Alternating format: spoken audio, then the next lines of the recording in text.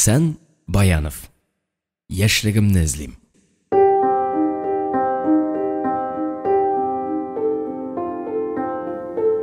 Кеше туа, беренче кабат күзләрен ача.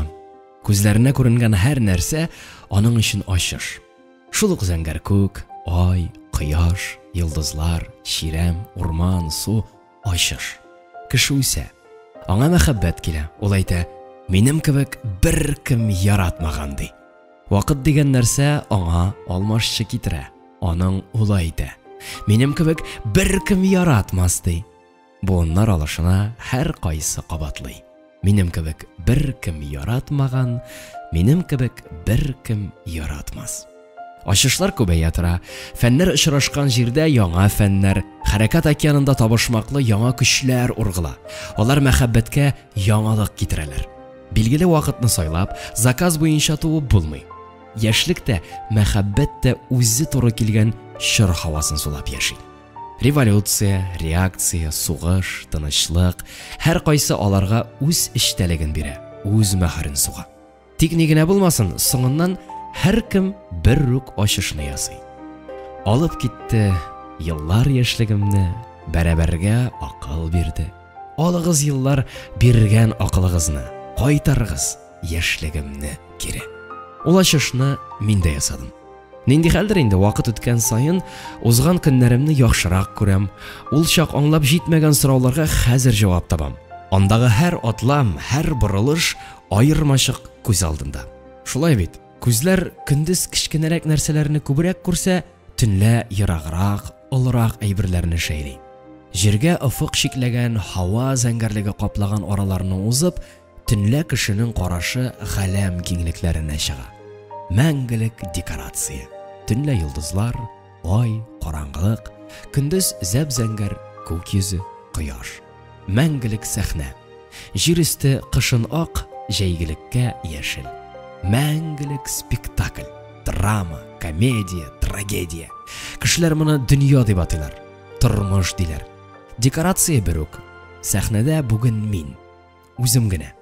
Узган елларыма борылып карыйм да, күптән түгел генә нәрсә кичердем? Драмамы, комедиямы? Декорация бер үк. Ник алыштырмыйлар? Кайда режиссер?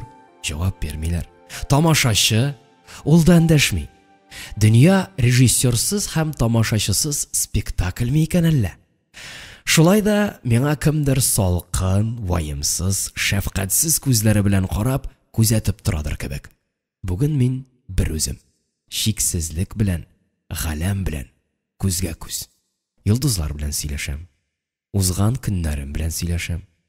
Кайчандыр үзем утырткан бакчада, шымырт куагы астында аяклары җиргә кагып ясалган агач карават. Шул караватта таралып ятам. Сагышы да, рәхәте дә бергә. Баш өстендә генә диярлек, урам якта күпне күргән имән. Ул да йоклый алмый сымак.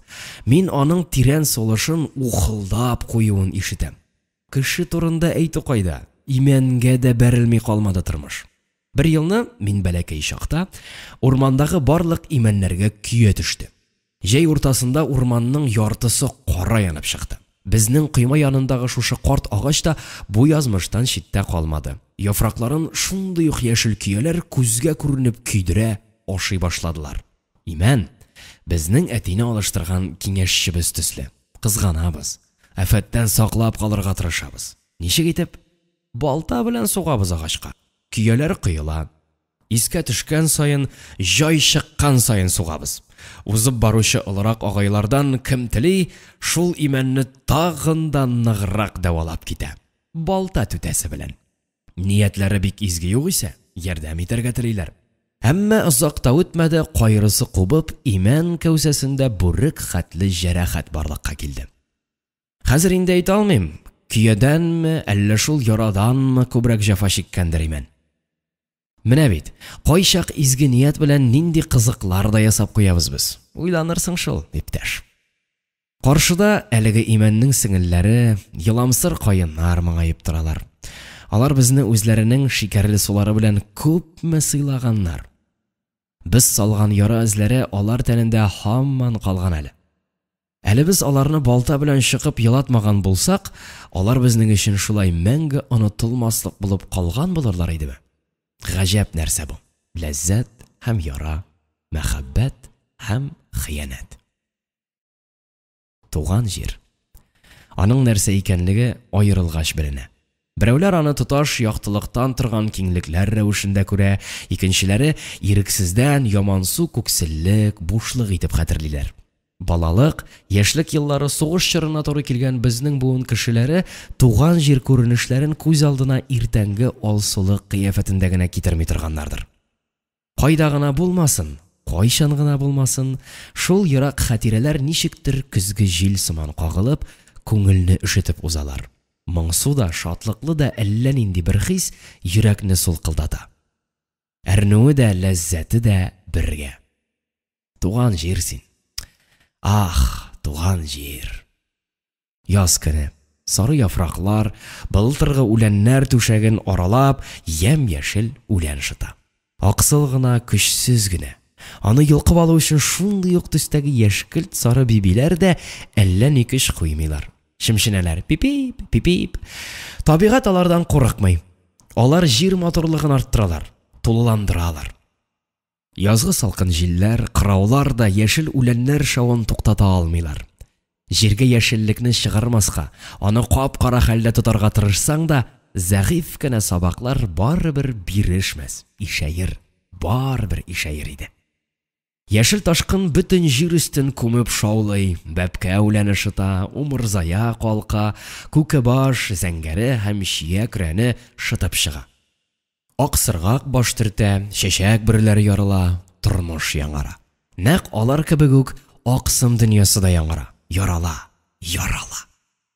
Чебиләр, бәпкәләр кәгазь калынлыгы броняны тишеп, нәни томшыкларын чыгаралар. Шундый көннәрнең берсендә син дә туган җир туфрагыннан шытып чыккансың. Кырау сокса да үскәнсең, яңадан яфрак яргансың, тапталсаң, яңадан турайып баскансың. Шул килеш ятып калганнарда күп булды билгеле. Мин кайбер җырчыларны, композиторларны, шагыйрьләрне якыннан беләм. Алар туган җир һавасының бөтен авыруларга дәва икәнен әйтәләр. Миңа бернинди курортларның кирәге түгел дип җырлыйлар. Әмма чак кына авырсалар, врачка чабалар, курорт карточкалары тутыра башлыйлар, поездлары туган җиргә түгел, башка якларга алып китә. Минем дә шулай. Әмма мин үзем туган җирне ял итү, дәвалану белән бәйләмим. Туган җир ул барыннан да бигрәк син үзең, балалыгың, яшьлегең. Менә мин туган җиргә кайттым. Дәваланырга түгел. Бәлки бөтенләй ял да итә алмам. Максатым ул түгел. Мине бу җиргә алып кайткан теләгемнең иң көчлесе шул. Бала чагым, яшьлегем белән очрашырга, туйганчы бер сөйләшергә, уйлашырга, киңәшергә кайттым. Беренче бүлек. Кичәге көн белән бергә калган дуслар ничектер икегә аерылалар. Син аларның бүгенгесен белмисең, киләчәкләрен күрмисең, ә узган көн кыяфәтендә алар синең белән һаман сөйләшәләр. Дуслык та шулай, мәхәббәт тә. Бүген алар тагын ерактан сугыш елларыннан эндәшәләр. 1944 ел. Туплар гөрселдәве безгә ишетелми. Сугышны без йөзләребезнең тирән моңсулыгында, җитдилегендә күрәбез. Элек безнең кебек балачага урам бетереп шар суга, аларга кичләрен олылар да кушыла иде. Урамда хәзер шау-шу бөтенләй тынды. Кояшның яктылыгы, җылысы күп мәртәбәләр кимеде. Кичләрен әллә нинди әйтеп аңлатылмаслык шомлы тынлык урнаша. Ул тынлыкны җимереп, тирә-якта әллә нинди ямьсез үннәр кузгалып китә. Якында гына сазлык артында басуда бүреләр улай, этләр шини-шини күтәрмә астына кирип кача. Мондый вакытта мин фронтка киткән абыйларымның берсе калдырган берданканы кулыма алам да белер-белмәс корам. Дары, кәгазь салам, ядрә салам.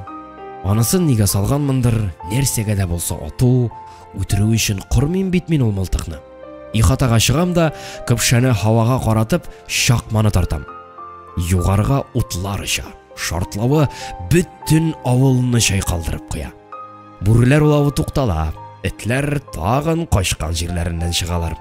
Мин яңадан өйгә керәм, карават астыннан шактый авыр футләрне тартып чыгарам. Футләрнең төсе яшел. Шуңа күрәдер инде. Шушы көнгә хәтле мин яшел төсне башка төсләргә караганда һаман артыграк яратам. Футларны тартып чыгарам, ачам. Анда минем иң кадерле сирем саклана. Баян. Бармаклар әкрен-әкрен, аннары тизли барып, көйле тавышлар чыгара башлый. Үзем уйныйм, үзем тәрәзәгә карыйм. Кеше кара күзгә чалынса туктыйм. Капкага якынлашсалар, баянымны тагын ашыга-ашыга сандыкка яшерәм. Сәбәбе бик гади. Сугыш башланыр алдыннан минем бер өлкән туганым район театрында баянист булып эшләгән иде. Сугыш чыккач та ярты ел чамасы район колхозларында концертлар, спектакльләр күрсәттеләр. Ләкин сугыш машинасы егетләрне берәм-берәм суыра торгач, коллектив кызлардан гына калгач, театр таралды. Минем абыйның 3-4 айга хезмәт хакы алынмый калган икән. Үз исәбендә эшләүче театрның шундый хәле гаҗәп түгелдер. Тиешле җитәкчеләргә эш хакы сорап баргач, аңа баяның кулыңда, сатта кит дигәннәр. Ләкин абыемның бу эшне законлы рәвешкә кертергә, язмаша формалаштырырга вакыты җитмәгән күрәсең. Ул безгә баянны калдырды да китте. Шулай итеп безнең кулдагы баян дәүләтнеке булып калды. Көнче ходаклы кайберәүләр аны бездән алып китәргә тиешләр дип сөйләгәнгә күрә, без баянны яшереп сакларга мәҗбүрбез. Сораучы табылса, саттык дип җавап бирдек. Һәммә минем баянны саттырасым килмәде. 13-14 яшьлек малай кулына баян тикле баян эләксен дә, ул аны нишләп үзеннән ышкындырырга теләсен инде. Анда уйнарга өйрәтә торган китап белән ул минем кулга баян белән бергә эләккән иде.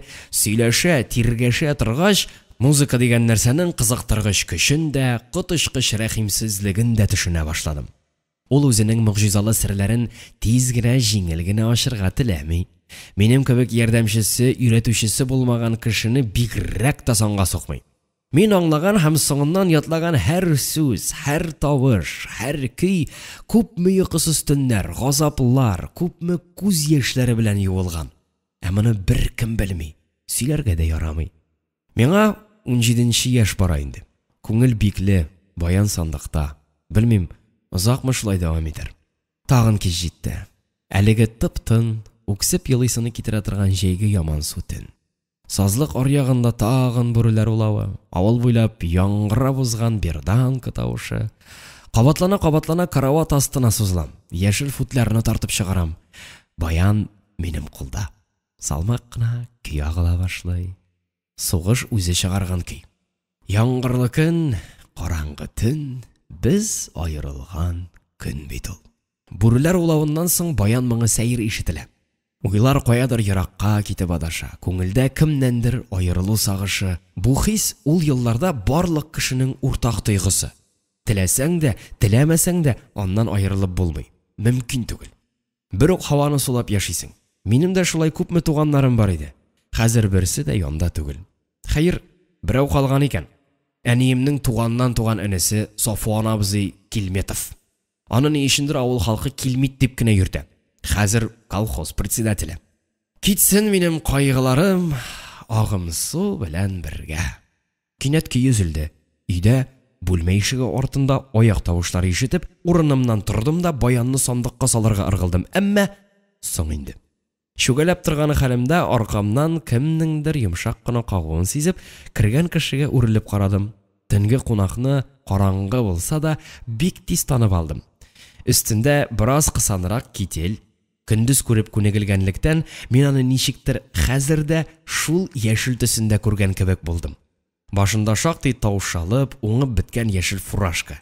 Кискенлек биреп торучы озынчарак, туры борын. Тәрәзәдән әз генә яктылыкка охшаган шәүлә төшкән йөзенә карагач, аның кичкенәрәк, гадәттә кырыс күзләрендә мин ниндидер җылы ышкын күреп алдым.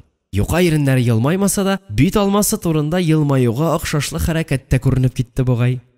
Әйе, бу Сафуан абзый. Әнә, иренендә күптәннән калган җыю да бар. Әлбәттә шул, кайчандыр мин тумас борын аның уң як иренен эт тешләгән булган. Бала чагымда кем эт белән уйнамаган? Сафуан абзый да бер телем икмәкне сындыргалап, һавага чия, эт аны сикереп, өскә ыргылып кабып ята. Шулай шактый уйнагач, ул этне шаяртмакчы була. Кулына бер кисәк ипи алып шәйнәгән ите дә үзе авызына китереп каба. Ә эт бер ымсыну белән икмәк кисәген кабам дип Сафуан абзыйның иренен эләктерә. Ирнендәге җый караңгыда да абайларлык булгач, этнең шактый мул каптырган булуын шамаларга мөмкин. Менә бит нинди шаярулар була дөньяда.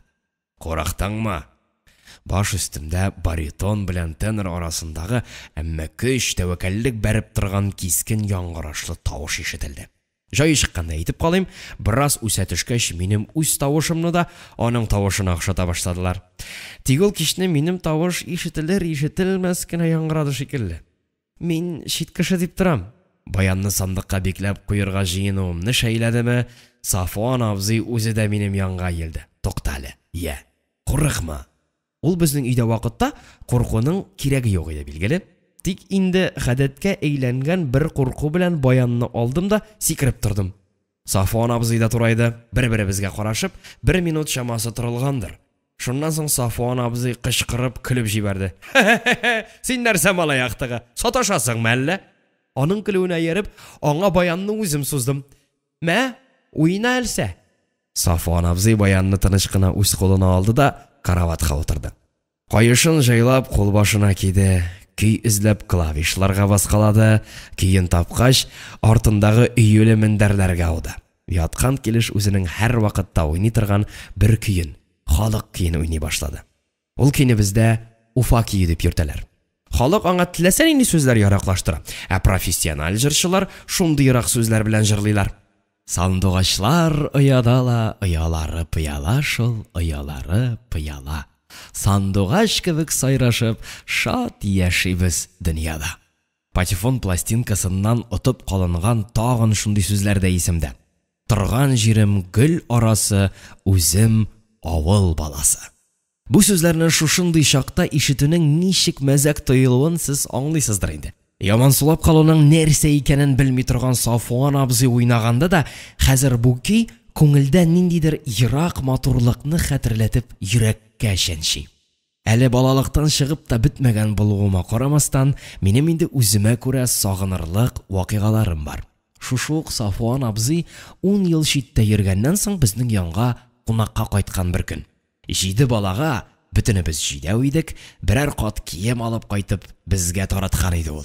Без аны әйләнеп, сырып алганбыз, ә ул кулына берәр нәрсә алган сайын, "Монысы кемгә? Монысы кемгә?" дип кычкыра. Күрше тирә, әни, әйбернең кемгә яраклы булуына карап, берәребезнең исемен әйтә. Иң соңыннан Сафуан абзый кулына талиян гармун алды да, нәкъ шушы карават орнындагы сәкегә утырып, әлеге көйен уйный башлады. Аңардан да матуррак уйнау минемчә мөмкин түгел иде. Ул уйнавыннан шып тукталды да, тагын "Монысы кемгә?" дип кычкырды. Беркем дә миңа дип эндәшергә кыючылык итмәде. Ахырда Сафуан абзый үзе үк: "Монысы бөтенебезгә дә. Кайсыгыз сәләтле, шул уйнар" диде. Арттырмыйча әйткәндә, гармонга безнең бөтенебез дә сәләтле булып чыкты. Менә хәзер баянда уйныйбыз. Сафуан абзыйга карап мин: "Баянны алай тотмыйлар, талиян түгел ул сиңа" дип сүз кушкан идем. Ул кинәт урыныннан торды да инструментны миңа тоттырды. "Мәле, күрсәтәле алайса, ничә уйныйлар?" Аның каршысына бүлмә буендагы агач эскәмиягә утырып, салмак кына, әкрен генә уйный башладым. Үзем өчен генә уйнаганда көй яңгырашына чын күңелдән җаным белән дә, тәнем белән дә кушылам мин. Ә кеше өчен күптән инде уйнаганым юк. Бу юлы үзем өчен дә, кеше өчен дә яшим. Шуңа күрәме башка вакыттагы бер төрлелек бүген бөтенләй юкка чыкты. Гадәттәгечә салмак көйләрдән башланып, соңрак кыска көйләргә, аннары бию көйләренә, соңрак мажорлатка, тантаналы моңнарга тоташканымны Сафуан абзый сикереп торгач кына аңладым. "Молодец!" диде ул кычкырып, һәм ачулангандай миннән баянны тартып алды. "Ничек итеп шундый тавышлар чыгараласың син, а? Минем дә бармаклар начар түгел баса. Синекеннән көчлерәк тә." Ул тагын диссонанслар чыгарып баянны тарткаларга тотынгач, минем авыздан шундый сүз ычкынды: "Алай уйнамыйлар, Сафуан абзый. Эх, син ышангыч, алай уйнамыйлар. Мин бит син түгел." "Ярый, шәп. Кара, ничек әсәрләндерә беләсең бит, а?" "Юк, әллә ни уйный белмим әле. Менә мәктәп булсын ул, музыка мәктәбе. Мин шунда укырым." Сафуан абзый бу сүзләрдән кычкырып көлмәде көлүен. Тик караңгыда мин аның ни өчендер елмаюын күргән кебек булдым. "Кара син, кая сикермәкче? Андый мәктәпләр, апай, шәһәрдә генә. Авылда юк. Ни өчен юк? Менә шулай, юк инде. Минем музыка мәктәбендә укыйсым килә. Мин шәһәр малаеннан начарракмы әллә? Ни өчен аңа бара, миңа юк? Ни өчен? Диде Сафуан абзый үчекләгәндәй. Бу вакытта ул үзе дә моның сәбәбен аңлата алмый иде бугай. Син лөгатькә килмәгән сораулар белән баш катырма, яме? Диде ул кискен генә. Ни өчен? Ачык калды. Сафуан абзый нәрсәдер исенә төшергәндәй, шундый катгый формада сүзне бирде. Җитте иптәш, иртәгәдән үк болынга пешән чабарга китәсең. Таңласын бөтен халык, эшләсен дәртләнеп, күңел ачсын, бәйрәм итсен. Бәйрәм үк булмас, конечно. Гел генә кайгыртып та файда юк лабаса. Бераз аны оныттырып торсаң да шәп булыр. Халыкның башы гел иелеп торса, күңеллеме? Син ярдәм ит миңа. Гел приказ белән генә булмый, кушу куркыту белән генә бармый ул. Мин баянны кешеләргә күрсәтергә ярамавын хәтеренә төшереп, баш тартмакчы идем дә, ул кырт кисте. Юк, сине разве музыкадан айырырга ярый? Юк, син үзең баян. Калганы пүчтәк.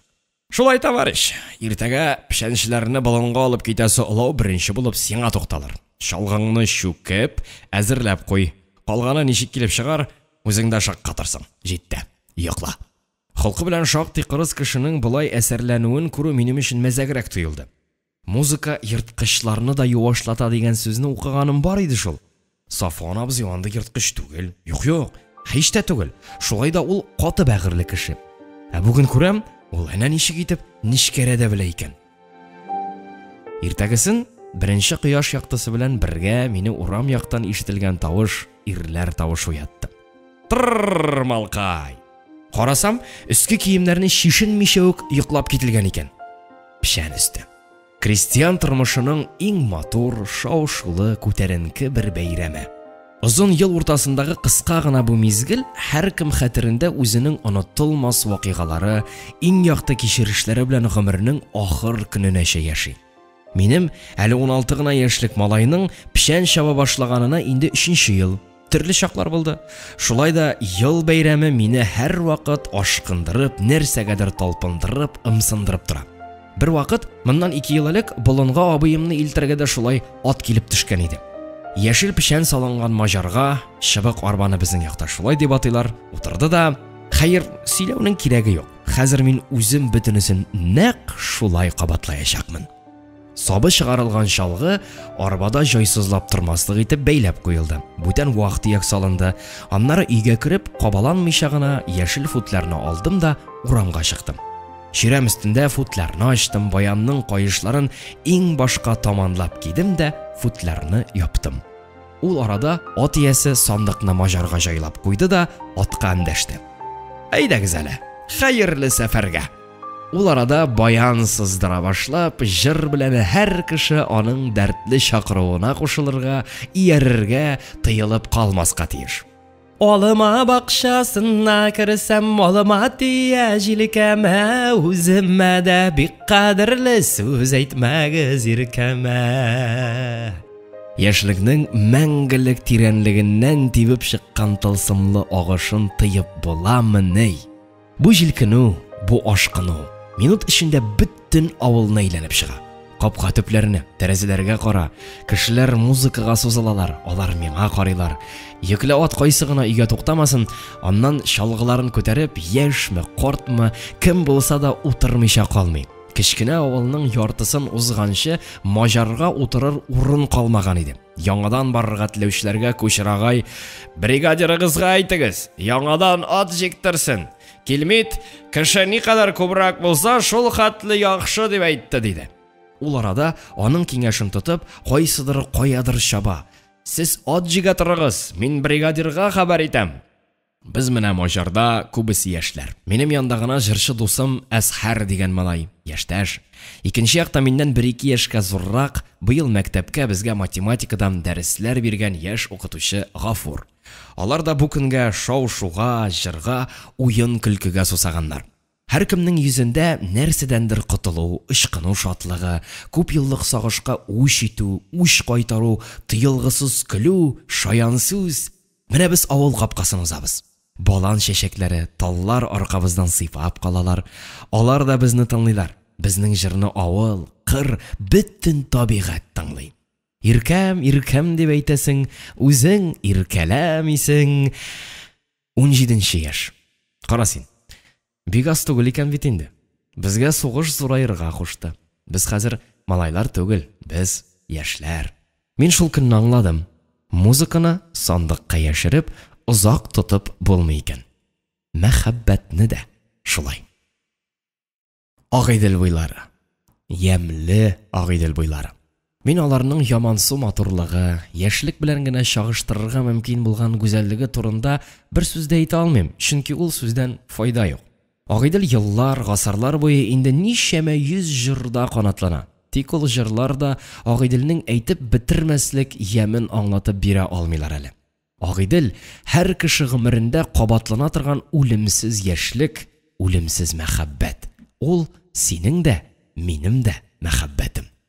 Андагы тын күлләр, туган җирнең җидегәннәргә, киек каз юлларына карый торган якты күзләре, андагы таң җиле белән бергә сирпелә торган юкка гына камыш дип исәпләнгән озын керфекләре, караш җитмәс еракларга сузылган әрәмәләр, аларны минем башка бер җирдә дә очратканым, күргәнем булмады. Агыйдел буена якынлашканда олаулар инде чакрым чамасы озынлыкка сузылгандыр. Юл буе бүтән авыл, бүтән колхоз кешеләре дә безгә кушылдылар. Менә тигез пишәнлекләр, еракта зәңгәр, күгелҗем таулар. Алар да безне каршылайлар. Юкка түгел, без аларга тормыш алып киләбез. Болын яшел диңгез. Килеп җиткәч, һәр колхоз кешеләре үз юллары белән китеп, аңа төшеп югалалар. Без дә үзебезгә бүленгән җиргә җиттек. Сайлаган урыныбыз киң генә калкулык, ялан. Биегрәк җирләрдә куаклар, төньякка, елга буена таба урман, әрәмәлек китә. Тукталган җиребезнең көньягында озынча һәм тар гына күл. Аның янында кемнәрдер кое казарга керештеләр. Без берничә кеше куышлар ясарга тотындык. Баганалыклар, өрлекләр, түбә ябарга нәзек таллар. Мин кисәм, иптәшләр ташый, тагы кемнәрдер кисә, тагы кемнәрдер ташый. Баш күтәрмичә шактый эшләгәннән соң, бер мәлне ничектер дөнья тынып калган шикелле булып китте. Янымда гына кемдер кыштырды. Ныклабрак карасам, чамадан тыш гаҗәпләнеп, шак каттым да калдым. Алдымда кыз кеше. Ихтимал 1-2 яшькә миннән зуррактыр. Бәлки ул инде үзенең бөтен яшьлек матурлыгын җыеп өлгергәнгә, мин аның алдында каушап калганмындыр. Бәлки киләчәк мәхәббәтемнең сурәтен алдан күреп гаҗәпләнгәнмендер. Ничек булса да ул минем алда. Һәм чынлыкта үзем кебек үк яшь бер җан иясе. Кызның чибәрлегенә исем китеп, аңа талпынам. Талпынам да әдәп хисе сизеп, тыелып калам. Күпме еллардан соң аның шул көндәге төсен хәтерләргә тырышам. Ул миңа чык кына якынлаша да тагын югала. Күкрәкне авырттырырлык дәрәҗәдә көч куеп, аны бүгенге көнгә кайтарырга тырышам, ә ул аның саен ераклаша, кача. Мондый чакта аның рәсемен кәгазьдә булса да ясыйсым килә. Югалмаслык әсәр итеп калдырасым килә. Ах, художник булсам, бу сынны ясар өчен майлы буяулар сайламас идем мин. Җиңел акварель сайлар идем. Җиңел, якты, шатлыклы. Бар бит дөньяда гүзәллек, күзләр. Алардан мәхәббәт сибелә. Яшел куак, яфраклар аркылы узган кояш яктысыннан аз гына чагылып кысылган кыңгырт күзләр. Җирдә мөмкин булган иң матур сүзне әйтергә ымсынган ягымлы юка иреннәр. Мин ярата торган озынчарак йөз, күкрәкләренә төшкән, игътибар иттерә торган күзләре төсле үк кыңгырт тылым. Агыйдел кызы. Менә син нинди. Яфраклар арасында үзең сөялгән шомырт белән, куак белән, әрәмә белән, агыйдел белән бер бөтенлек хасил итеп басып торасың син. Миңа нәрсә хакындадыр пышылдадың бугай. Юк, бу яфраклар шыбырдавы. Мондый чакта кызлар егетләргә караганда кыюрак була диләр. Рас ахрысы. Әллә миңа караганда азрак сихерләнгәнгә күрә инде, әллә инде ничек әйтсәң дә яшь аермасы үз эшен үтәде, әллә бүтән сәбәп белән кыз чынлап та башта үзен дәште. Агач җитте инде, бүтән кисмәскә була. Мин кискән агачларны син дә ташыдыңмы дидем мин, моңарчы аны күрмәвемә гаҗәпләнеп. Әйе, шулай диде кыз. Син бит агачларны гына күрәсең, ә кешеләрне юк дип өстәргә тиеш булган ахрысы ул. Тик әйтмәде. Култыгына нечкә генә 2-3 тал кыстырды да китеп барды. Калган агачларны мин өстерәдем. Куышлар урынына җиткәнче бер сүз дә эндәшмәдек.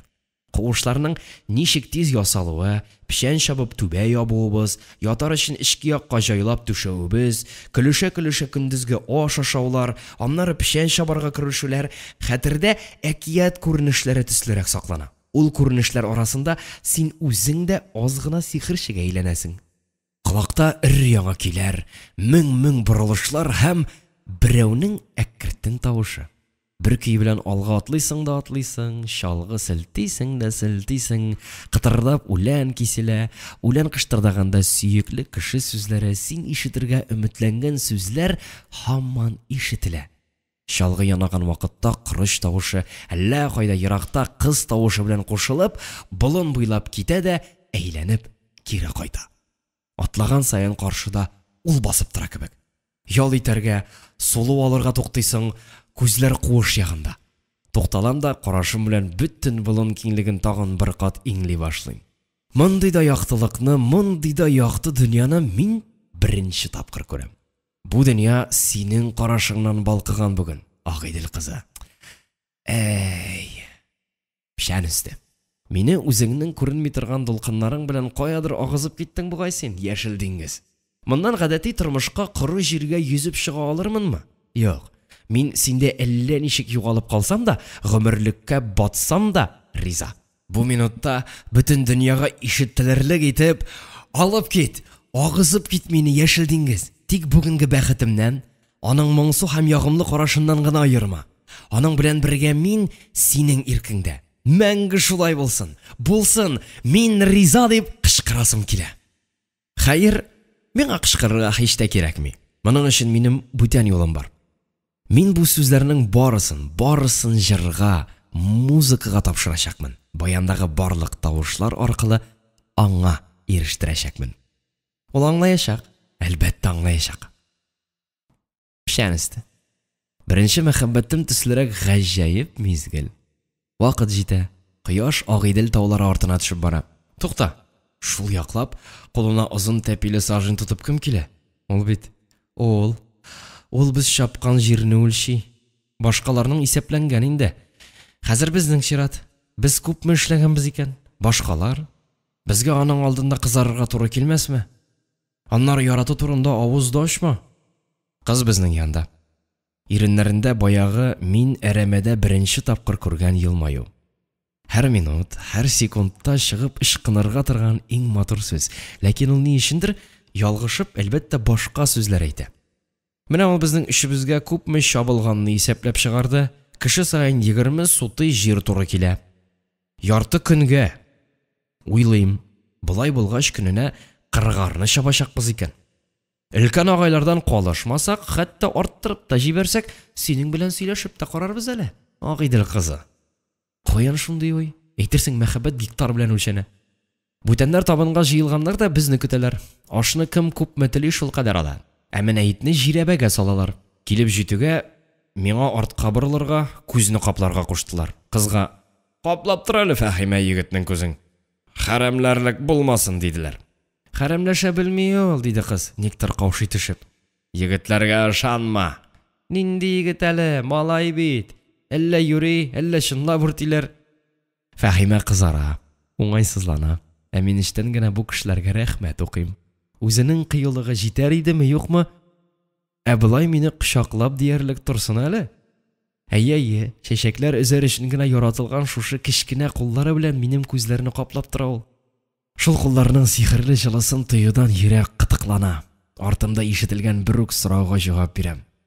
Монысы кемгә? Җәләй бабайга. Монысы кемгә? Тимербикә апага. Тимербикә апа дигәнебез аш пешерүче.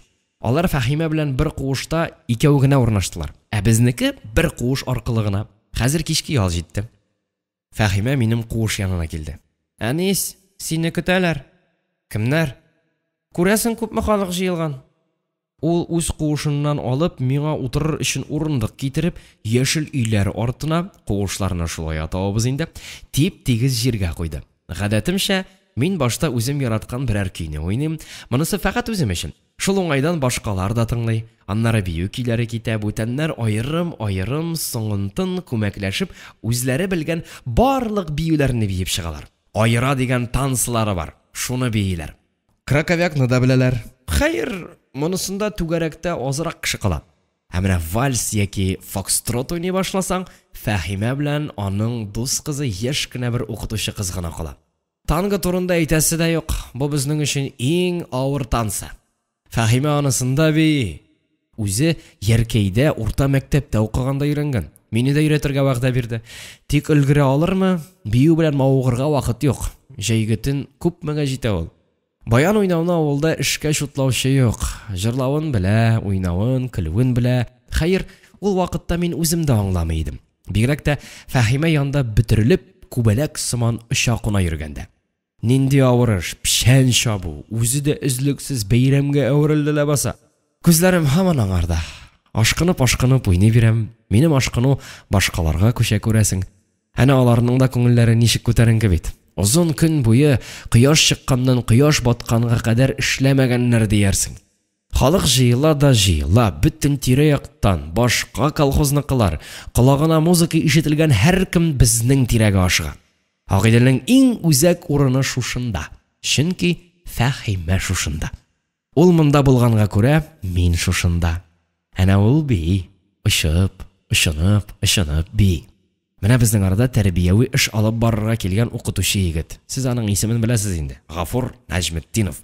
Бөгелә, сыгыла, Фәһимәне теге шатлы-ботлы танголарын биергә чакырды. Фәһимә бармады. Нәрсәдер әйтеп баш тартты да миңа карады. Синнән аерыласым килми. Күрәсеңме баянчы дигәндәй тоелды. Бәлки бөтенләй башка нәрсә әйткәндер. Минем Фәһимәм һаман баягы кыз белән бии. Аңа нидер сөйли, тегесе миңа карап елмая да, күз кысканда итә, үчекләгән дә итә. Һәр нәрсәнең шиге була. Куллар авыртуга шыдый алмый башлагач, мин гармунда әттәш кышкыртам да, җыр көенә күчеп, урынымнан кузгалам. Башка колхоз пешәнлекләрен җырлатып, шактый ара озата барам. Кабат куыш янына киләм. Фәһимә анда, баягы кыз анда, тагын бер чит егет. Юк икән, Гафур. Мин килеп утыру белән кыз ниндидер сәбәп тапкан булды да торып китте. Ә Гафур, Фәһимәдә аның да исәбе бар инде әллә, утыра. Ушак сүнгән диярлек. Фәһимә вак агачлар китереп салды. Алар янып китте. Мин китереп өстәдем. Ушак яна. Йөрәк яна. Нәрсәдер көтә. Нидер ишетергә тели. Нәрсәдер әйтергә тели. Жүләр. Аның эзләгәне, көткәне бөтенесе бар. Бөтенесе шушында ләбаса. Нәрсә көтәргә? Ни җитми аңа тагы? Бигрәк хәерсез яратылган бу кеше күңеле. Өметен үзепме, йокысы килүдәнме, укытучым Гафур бер-ике тапкыр авыр сулыш алды да куышка кирип китте. Ушакка тагын бераз гына чыбык өстәдем. Төтен Фәһимәнең калын тылымын хәтерләтеп җилпенә. Мин аның янына, бүрәнә өстенә якынгарак күчәм. Ул иелеп ушактагы агачларны рәтләп куя. Булай, эш табып, юри генә. Ул яңадан турая һәм шул арада аның калын йомшак тылымы минем кулга килеп төшә. Мин ул чәчләрнең рәхәт йомшаклыгын тоям. Фәһимә җыр башлый. Таң ата шулпаны калка, шулпан таңнар көзгесе, шулпан ул таңнар көзгесе, минем сагыну билгесе. Аның бу җыры инде ничәмә еллар узса да, һаман минем кулакта ишетелеп тора. Аны бары Фәһимә генә шулай матур, моңсу итеп җырлый ала. Башка кешеләр җырлаганда көйнең бернинди матурлыгы калмый, хәтта профессиональ артистлар башкарса да. Галия Гафиятуллина нинди саф тавышлы җырчы, шулай да таң көен ул да җиренә җиткереп җырлый алмый. Темпны үзгәртеп, тизләтеп җырлаганга күрә генә түгел. Музыканың көче композиторда, башкаручыда һәм күбрәге тыңлаучыда. Композитор тыңлаучыда ярдәмче авторын таба яки үлә. Шулай үлә бөек композиторда. Сиңа килеп җиткәнче ул бөтен моңын җыярга яки икеләтә көчлерәк яңратырга мөмкин. Ничек тыңлыйсың бит? Кем тыңлый, ничек кичерә? Әйе, Фәһимә бу көйне үзенчә салмак, шул ук вакытта артык сузмыйча да җырлый. Көй гади җыр булу белән генә шикләнми. Миңа башка күренешләрне, үзебезгә уртак июнь таңы кебек якты, моңсу кичерешләрне гәүдәләндерә. Агыйдел суларының кичке һәм иртәнге балкышы, чакрымнарга җәелгән әрәмәләр сулавы, күл камышлары шыбырдавы, ниһаять Фәһимә үзе, аның яшьлеге, мәхәббәте, минем мәхәббәтем. Тагын нәрсәләр генә юк бу җырда. Мәхәббәтем шундый көчле, мөмкин түгел аңлату. Әмма мин аңлыйм. Җырның ни өчен, нинди хисләр белән җырланганын бик яхшы тоям. Куышыма кирип яткач, пишән исенең ни өчен шушы кадәр татлы булуын, төрле яктан томаланган куышка үтәргә юл тапкан озын борыннар безелдәүнең ни өчен бу чаклы матур ишетелүен аңлыйм. Бу минутлар мәңгелек булып сузылсын иде дә, йөрәгем бөек мәхәббәт дулкыннарында, яшел диңгез иркендә мәңге чайкалсын иде. Кешеләр әйткән, мәхәббәттән дә борынгырак хис юк дигән. Дөрес түгел, юк. Һич тә дөрес түгел. Мәхәббәт бер кайчанда иске була алмый. Һәр мәхәббәт, һәр яшь кеше хыялында туган иң зур ачышларның берсе ул. Яшьлек, никадәр бер катлы, никадәр даһи син. Иртәнге кояш Фәһимә елмаюын тагын бөтен болынга тарата. Пишәнчеләр тастымалларын алып, күл буендагы кое янына киләләр. Мин дә ашыгам, тик бүтәннәр кебек үзем генә юынмыйм. Минем янга үзем төсле үк шатлыклы Фәһимә килә. Үзебез казаган кыйдан су ала да, колга су салып юындыра. Бу вакыт мин бөтен тәнем белән үзебезгә караган дистәләрчә күз елмаюын сизәм. Куыш авызыннан яшертен күзәтүче Гафур гына елмаярга теләми. Мин аны да күрәм, нәрсә уйлаганын беләм. Кызык. Иртәнге салкын су Фәһимәнең сөенечле карашы белән кушылып, күңелне, бөтен тәнне җиңеләйтә. Һәм шаян сүз булып чайпала. Фәһимә, син минем укытучыны рәнҗетәсең. Рәнҗетмим. Укучысын артыграк күрәсең. Аны нишләп шулай эшлисең син, Мин каян белим аны? Кемдә булса сораса, ни дияр идең? Мин шибәрләрне генә күрәм дияр идем. Аның ише. Тукта әле, нишләп пишән шапмый ул? Тәрбияче бит, эшкә өйрәтсен иде ул. Өйрәтер дә әле. Үзе белмәгән башкаларны өйрәтер ди бит. Мәзәк. Һәр туган көн безне иркәли. Кичләр якты, әмма яман су. Әйтелмәгән мәхәббәт кебек. Безнең мәхәббәт кебек. Мондый кичләрдә йөрәккә төрле икеләнүләр килә, сагыш керә, йөзгә күләгә төшә. Кайчагында шундый яман су төн. Без тагы учак янында.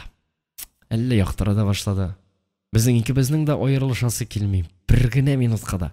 Бер нинди астыртын мәгънә итәргә теләмичә Фәһимәдән сорыйм. Сезгә Тимербик апа белән икәү генә йоклау куркыныч түгелме? Минемчә, төнге куышта ике хатын-кыз куркырга тиеш иде.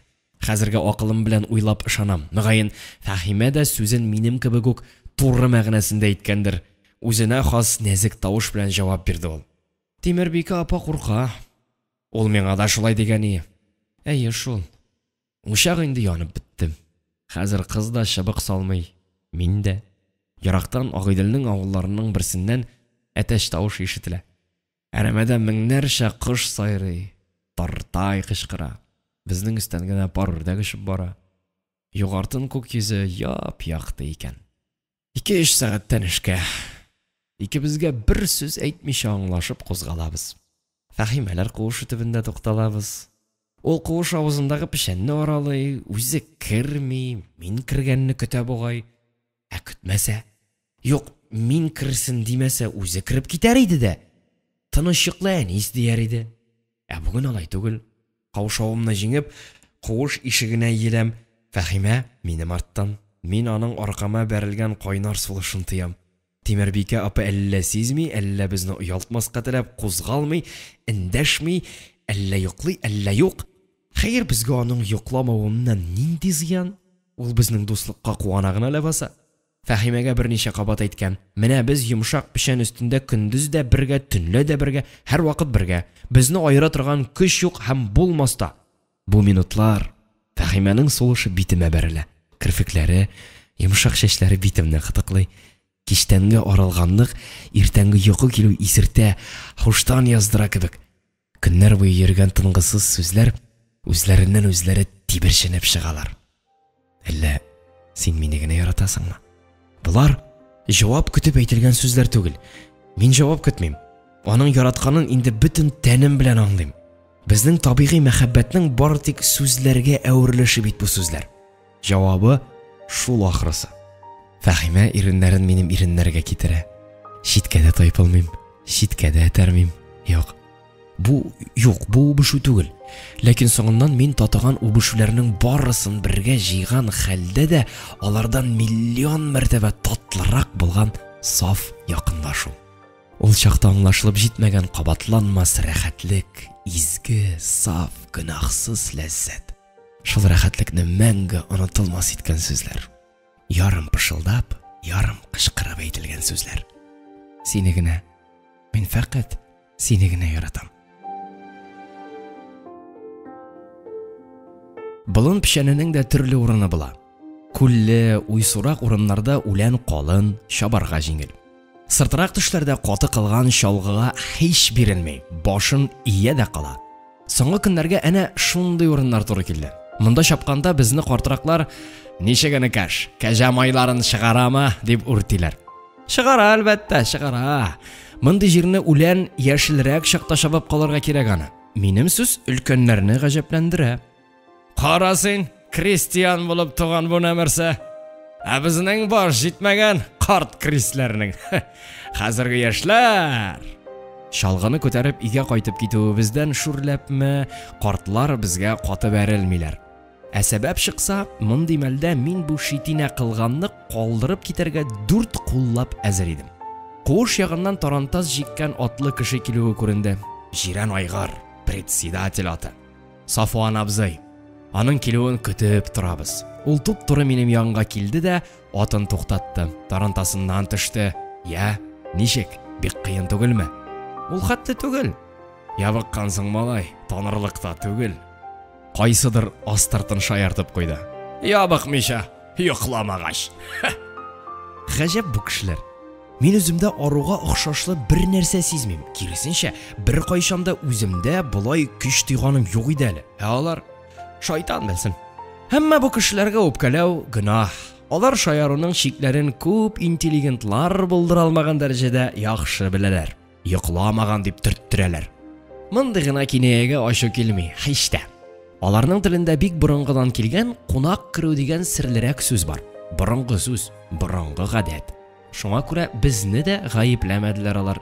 Гөнаһсыз якынлыкны ямьсез азгынлык белән бутамадылар. Мин җиңелчә генә уңайсызланып түбән карадым. Тиз арада председатель янына халык җыелып алды. Җәйнең матур килүенә сокланалар. Бер кайчанда булай бердәм тиз чабылганы юк иде диләр. Килмит кемнең ничек чабуы турында Фәхимәдән мәгълүматлар алган икән. 50 яшьлек 3 ир белән бер рәттән безнең 3 малайның да бу көнгә чаклы, аларда без дә аерым 3 кешегә бүленеп эшләдек, бер тигез чабылган. Сафуан абзыйга бу бик ошады. Пешән чабуда иң алдынгы иптәшләргә, ул мине дә иптәш дип атады, нинди дә булса бүләк биреләчәген әйтте.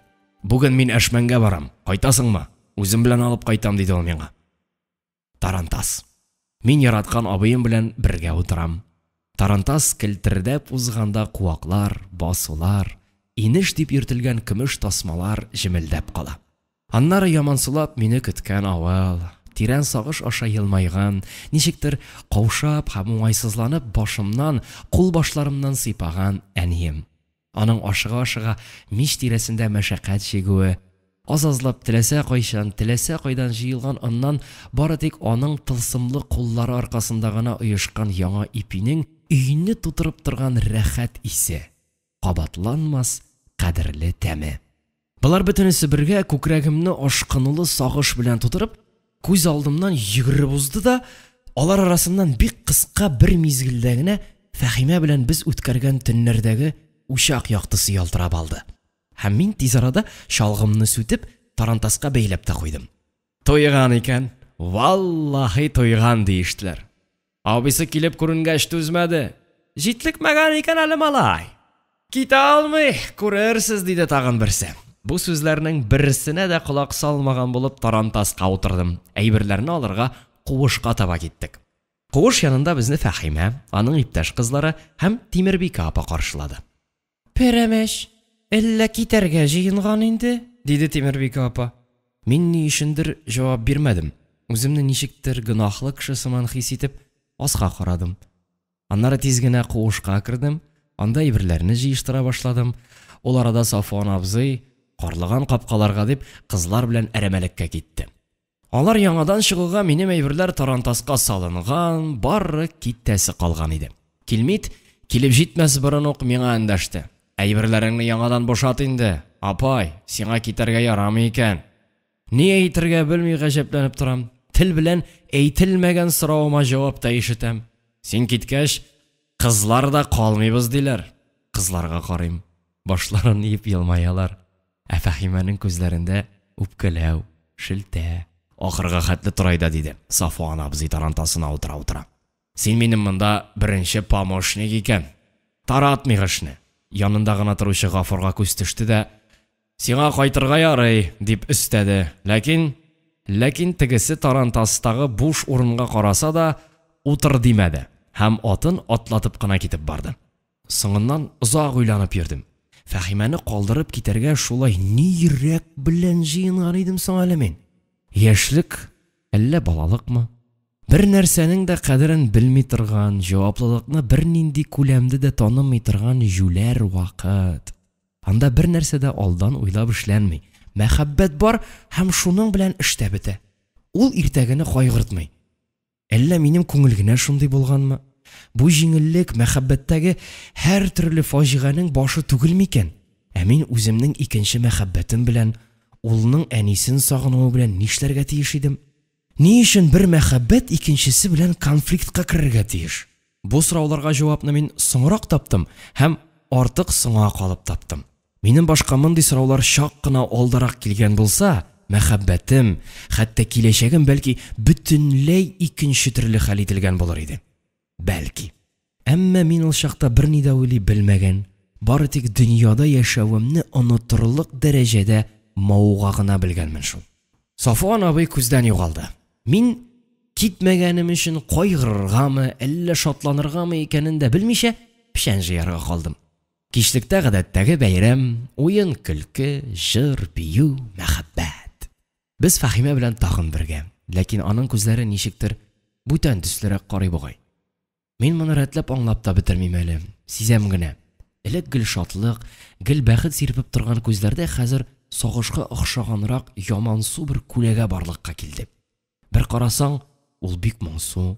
Бер карасаң, әллә ничек тыелып килгән тыйнак дәртле ярсыну, тәвәккәллек белән алышына, муенымнан кысып, авырттырып кочаклый. Кат-кат үбә-үбә дә кечкенә куллары белән күкрәгемне кыйнарга керешә. Эх син, юнсыз малай, бер тиенлектә акыл юк синдә, бер тиенлектә. Күзләремә үпкә билгесе чыгып өлгергәнче үк яңадан тәкрарлый башлый. Юк, син жүләр түгел. Мин жүләр, мин үзем. Синең кебек яшь малайны яратырга тиеш түгел идем мин. Тиеш түгел идем. Яшь малай дигән сүздән ниндидер кимсетелү сизеп, аның кулларыннан үз кулларымны ычкындырдым да хәрәкәтсез калдым. Ул тагын учак янына утырды.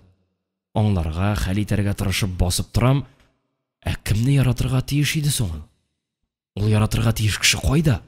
Кайсыдыр авылдамы, фронттамы, гомумән исәнме әле? Фәхимә дә тып-тын. Мин уйлаганны ук уйлый бугай. Аның учак ялкыныннан тагын да алланып торган иреннәре нәрсәдер әйтергә тели. Мине якынрак чакырмакчы була ахрысы. Ә күзләрендә моң. Мин анда күз яшьләре күрергә телим. Юк, яшь түгел. Алай булса бәлки җиңелрәк булыр иде. Аптырау газабын җиңә алмыйча, мин аның каршысына килеп иеләм дә туп-туры күзләренә карыйм. Нәрсә булды? Ник булай син? Ничек? Ничек икәнен белмим, тик элек кеше түгел. Фәхимә елмаеп куйганда әйтте. Күреп торам, ул миннән күбрәк аңлый, күбрәк белә, һәм минем төшенә алмавымны өстән күзәтә төсле. Әйт әле, әнис, диде ул бераздан, зурларча җитдилек һәм катылык белән. Син мине монда калдырып китәргә җыенганда, минем хакта уйладыңмы? Нәрсә әйтергә белмичә, әни хакында уйлаган идем дип әйтмәссең бит инде. Аптырап калдым. Ә син яшермә, дөресен әйт, диде ул баягы җитдилек белән. Нәрсә әйтим инде мин? Менә шул. Уйламадың син минем хакта. Дөрес сүзгә җавап юк. Мин гаепле. Ләкин хәзер нишли алам? Нишләргә тиеш? Нишләргә тиешлеген әйтә алмыйм, диде Фәхимә. Тик мин синең турыда нәрсәдер әйтергә телим. Әйт соң. Үзем дә рәтләп белмим шул әле нәрсә әйтергә икәнен. Син... Ул урыныннан торды. Күкрәгемә сарылды һәм озак вакыт катынып калды. Син үзең өчен изге дип саналырга тиеш әйберләрне белмисең. Аларны кадерли белмисең. Син бер кайчанда яңадан таба алмаячак иң зур нәрсәләреңне югалтырсың дип куркам мин. Син бер нәрсәнең дә кадерен белмисең. Кадерен дияргә теләгәндер Фәхимә ул минутларда. Ләкин тагын һич нәрсә әйтмәде. Сүзсез утырудан аптырагач, баян алып чыктым да, күңелгә ни килә, шуны уйнап утырдым. Күпмедер вакыттан соң Фәхимә минем янга килде. Нинди көйләр уйныйсың син? Ничек инде нинди көйләр? Мин беренче кабат ишетәм. Каян алдың соң син аларны? Алар үзләреннән үзләре чыга, уйнаган саен. Яле, баягысын, соңгысын уйнап күрсәт әле тагы. Моннан берничә минут элек уйнаган көйне кабатларга тырышам. Юк, башы икенче төслерәк иде ди Фәхимә һәм көйләп күрсәтә. Сөясең дә кебек, сөймисең дә, әллә ничек синең карашың. Инде мин гаҗәпләнәм. Көйнең сүзләрен беренче ишетүем. Син үзең бу сүзләрне каян алдың? Җавап урынына Фәхимә сүзләрне төгәлләп куя. Шул карашың я иркәли мине, я әрнетә йөрәк ярасын. Менә икебезгә бер җыр диде ул шатланып. Баягы уйчанлыкның әсәре дә калмаган иде анда бу минутта. Икебезгә бер җыр, икебезгә бер мәхәббәт. Иртән баяз иде. Агыйдел яп-якты. Иртәнге нур белән чык пары кушылып, бу гаҗәеп киңлекне тагын да матурлый, көн буена җитәрлек шатлык бирә. Мондый вакытта күңелгә рәхәт җиңеллек, күтәренкелек ургыла. Дөнья гел шулай булган да, гел шулай булачак төсле. Ләкин тормышны күбрәк күргән крестьян агайлар мондый шигъри көннәр иртәсеннән соң нинди кич киләсен алдан сизенәләр. Бүген дә картлар иртәдән үк безне бик ашыгырга, әйдәргә керештеләр.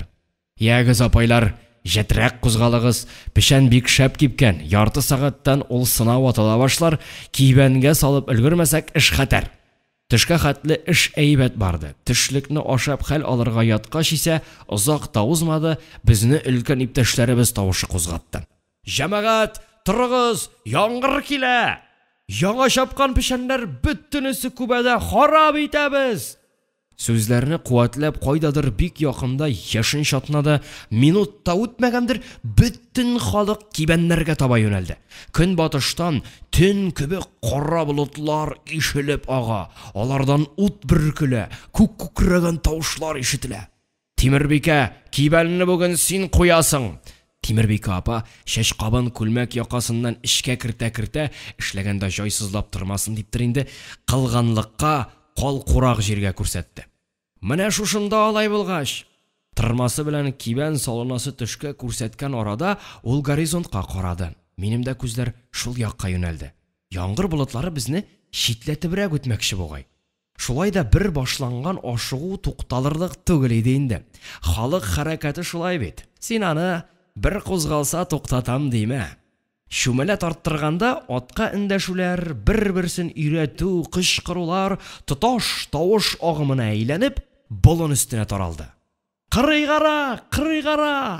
Монысы шүмәләне кибән янынарак тарттыру өчен әйтелгән сүзләр була инде. Шак кына арттырып әйткәндә, күз ачып йомарга өлгергәнче кибән яртылаш күтәрелде. Хатын-кыз күбәләрдән шүмәлә ясый, йөкләргә тии, искерәк шүмәләләрне аркан белән тарттыралар, соңынтын яңаларын да кыенлык белән булса да өстерәтә башладылар. Шүмәлә астыннан аркан чыга да китә. Ат өстендәге малайлар да шүмәләгә аркан чалучы кызлар да шиләнеп бетә. Кайберәүләр шуңа күрә күбәләрне мажарга тии. Ничек кенә итмәсеннәр, эш бара. Безгә кибән янына пешән үзлексез агыла. Без үз чиратыбызда ашыга-ашыга шүмәләләргә сәнәк кадыйбыз да һавага кибән өстенә чиябез. Яртылаш шүмәлә бер юлы оча. Каян киләдер мондый көч безгә? Сәнәкләргә сәнәкләре бәрелеп шыңлап китә, ухылдау, арудан авыр сулау, әче һәм теше сүзләр, шаян сүзләр, тупас тиргәшү бөтенесе бергә. Кибәннәр ишәйгәннән ишәя. Кинәт бөтен җир өстен караңгылык басты. Көчле җил исеп кибәнгә бәрелүгә, өстән Тимербикә апаның кинәт кычкыруы ишетелде. Бәтәш! Тотыгыз! Биттем! Ул ышланып килә торган кибән өстендә егылды да шак кына җиргә килеп төшмичә калды. Тырмасы минем аякка чып төште. Каяндыр Фәхимәнең куркынып кычкыруын ишетеп калдым. Тимербикә ападан бигрәк ни өчендер аны кызгану, йөрәкне чәнчегәнен сизеп, аяк авыртудан йөз шытып, тырманы тиз генә алдым да шундук Тимербикә апага суздым. Тимербикә апа һич ни булмагандай яңадан эшкә кереште. Ипләбрәк, тагын сугып төшерүең бар диде ул, пишәнне саксыз ыргытканымны ошатмыйча. Ул да булмады, шыбырдап яңгыр явырга кереште. Яшен бер өзлексез ялтырап, җир өстен камчылады, күк күкрәве күкне туктаусыз калтыратып торды. Һәм 15 минуттан соң дөнья тагын тынычланды. Сәнәк шыкылдавы, хатын-кыз чырчуы, ат пышкыруы гына тукталмый калды. Кибән ычлап киләбез икән. Пишән юыш булса да, зыянсыз диештеләр. Соңыннан тагы күз күрер, җилләтеп алырбыз диделәр. Тагын бераз эшләгәч, ерактан, бу юлы көнчыгыш яктан яна күк күкрәве ишетелде. Күк күкрәве? Юк, күк күкрәве түгел шул. Самолетлар. 1, 2, 3, 4, 11. Сугышка. Кемнәрдер ут эченә китеп бара. Ә без пишән өсте, җыр, бию, көлү. Офык инде болытлардан арынган, яңадан кояшлы. Шулай да бая яңгыр кыйган вакытка караганда күп мәртәбә караңгырак төсле булып китте. Тимербикә апа кибән башында тырмасына таянганда биектә һәйкәл кебек басып тора. Ныклабрак уйласаң, колхозчы хатын-кызларга шушындый бер һәйкәл кирәк иде бит. Хәзергә ул хакта уйларга вакыт та юк шул әле. Самолетлар гүләве бүтән уйлар уйлата. Күктә самолетлар. Алар югарыдан күбрәк күрәләр, күбрәк беләләр. Куркынычын да, киләчәк матурлыкны да. Хәтта Тимербикә апа да кибән өстендә бездән күбрәкне күрә торгандыр. Аның күзенә ераклыклар киңрәк ачыла. Ул чынлап та күбрәк күрәме икән, карыймы икән? Кичен манма шәрәбен куышка кайтып егылу белән җанны тынгысызлап торган шул соравымны әйтергә ашыктым. Тимербикә апа, әйт әле. Син анда кибән башында торганда күп җир, күп авыллар күрәсеңме? Нәрсәләр күрәсең? Ниләр уйлыйсың? Ни сөйләсең син, әни сапаем? Дип сорады ул аңламыйча. Син анда өстә торганда тирә-якка карыйсыңдыр бит. Еракларны күрәсеңдер. Нинди карау ди ул? Бүтән эшем юкмы соң? Менә киет. Аңлашылды. Горизонт. Синең горизонтың. Минем күбрәк җир күрәсем. Киңрәк горизонтлар карыйсым килә. Әйе, мин сикерәчәкмен бу горизонттан. Ихтимал, ул чаклы зур эш иясе була алмам. Шулай да караңгылыктан чыга алу үзе зур нәрсә булачак. Моны бик үк күпләр эшли алмыйлар. Агыйдел, Базы елгасы, Эшмән урманнары минем кичкенә җанымның матур әсирлеге. Тып-тын. Әнис, син йоклыйсыңмы? Фәхимә. Ул минем нәрсә уйлаганымны белми. Нишкә бармаклары белән чәчләремне тарый. Мин каядыр китәчәкмен, Фәхимә. Кая? Үзем дә белмим әле. Тик барыбер китәчәкмен. Исәрсин. Әллә ниләр сөйлисең? Менә күрерсең, Фәхимә. Син алҗыгансың. Йокла. Тынычлан. Йомшак куллар башымнан сыйпый. Акыллым минем. Берничә генә сәгать үтәр. Безнең алда тагын яп-якты күренешләр ачылыр. Бүгенге иртә кебек. Бүгенге түгел, иртәгесе көн икән. Күреп торам, без пешән чабып җыюны төгәлләп авылга кайтып барабыз. Атлар, арбалар алда, аларга безнең иптәшләр, әйберләр төялгән, алаулар ераклаша. Без Фәхимә белән җитәкләшкән хәлдә алар артыннан атлыйбыз. Җир. Олы җир өсте. Мин җирнең чиксез, шамасыз киңлекләре буйлап атлыйм. Юлдашым, мәхәббәт. Икәүбез. Алда безне бәхет, зәңгәр горизонт балкышы шикелле бәхет көтә. Шатлыклар көтә. Атлыйбыз. Икәү. Башаклары иелгән арыш басулары, сабан ашлыгы дулкыннары, уйсулык, калкулыклар, юллар, урманнар, болыннар безне каршылыйлар. Узаталар, хәерле сәфәр телиләр.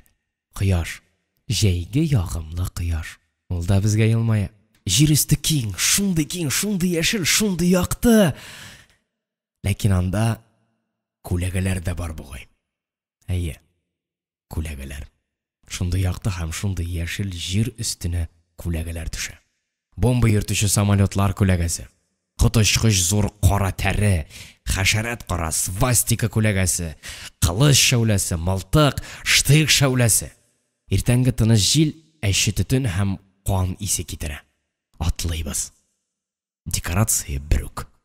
Кояш, зәңгәр күк, җир өсте. Акыллы минем, акыллы минем.